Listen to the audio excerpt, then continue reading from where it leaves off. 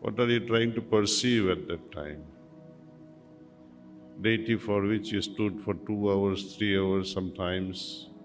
In some temples, people stand there for 2, 3 hours, and you are pushed out within 1 minute moment you reach the center of it.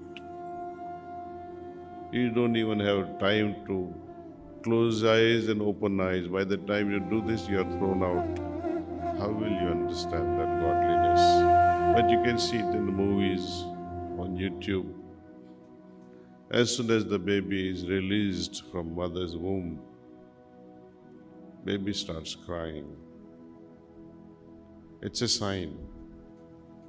Crying is a sign that baby is alive.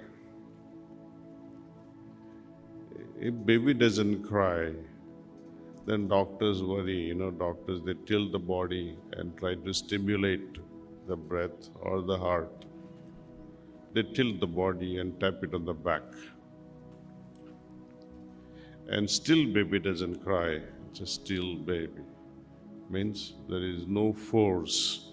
There is no life force in the baby. Without that life force, the whole family will cry. Mothers too.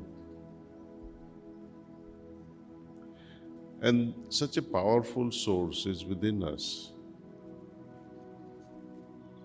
And it remains with us until the last breath.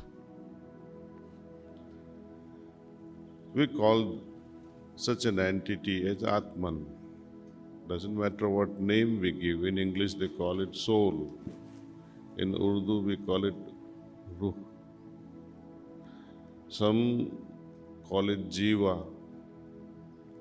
It hardly matters what we call that particular force, but it's within me.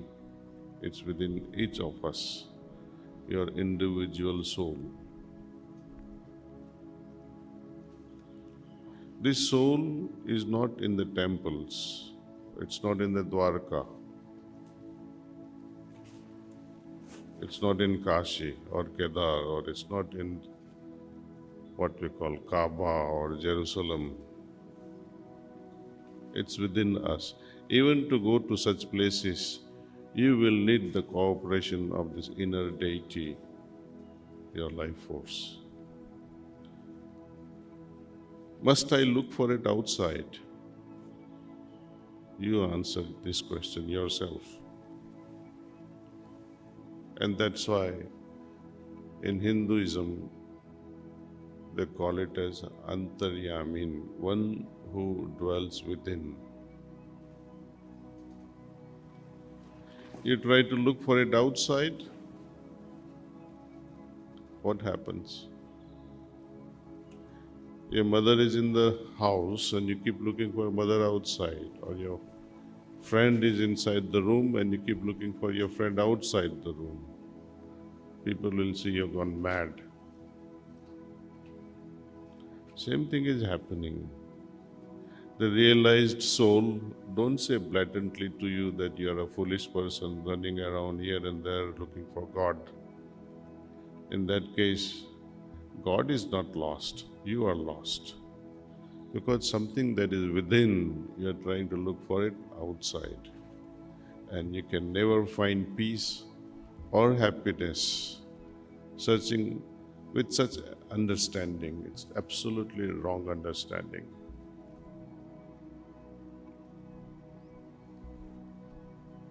What happens even when you go to a temple? You are closing your eyes as soon as you enter the sanctum sanctorium and bow before the deity in front of the statue. What happens to you at that time? You are folding your hands and closing your eyes. What are you trying to perceive at that time? Deity for which you stood for 2 hours, 3 hours sometimes. In some temples, people stand there for 2, 3 hours, and you are pushed out within 1 minute moment you reach the center of it. You don't even have time to close eyes and open eyes. By the time you do this, you are thrown out. How will you understand that godliness? might as well stay home and reflect, meditate on this very precious entity without which there is no life at all. And moment our path is sacred, moment this Atman or the life force understands that my search is genuine and I am looking for that within myself, it showers us with happiness and joy. Moment we look for it outside, it understands that the path adopted is wrong. It can never shower peace and joy. If at all, it will be just surface spraying of water. You feel cool just a little bit, just because you bowed your head in front of someone. If you had not done it, you would remain afraid. Oh, I went there, I could not bow my head, I did not lit up the lamp. Why such a fear? Are you afraid of your father or mother when you love them so much? Then why be afraid of God? People are always afraid. If I don't do this, God might punish me. If I do this, God might reward me with something great. Maybe heaven, maybe success in exam, maybe a good job somewhere.